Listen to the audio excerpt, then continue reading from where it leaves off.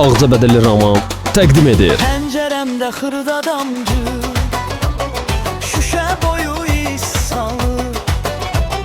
Küçədə tək qalan səsim sənə tərəf çağırır. Yağış yağır, sən yoxsan, asfalta atdım izlərim. Yağış yağır, mən donsam, isindir əlim, xatirələrim. Yağış yağır, durmur ki, adını deyir hər damcı. Yağış yağır, susmur ki, sənə qədər yol uzanır.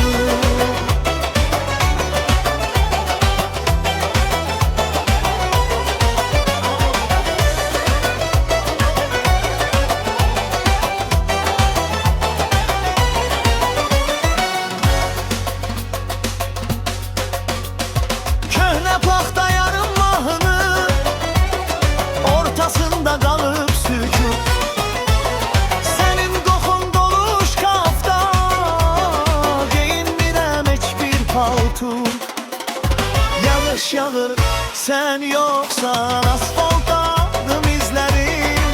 Yağış yağır, mən donsam, isindir əlim, xatirələrim. Yağış yağır, durmur ki, adını deyir hər damcı.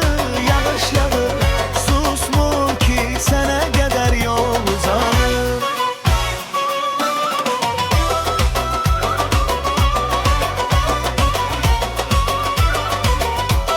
Ən yeni mahnılar Roman Production'da.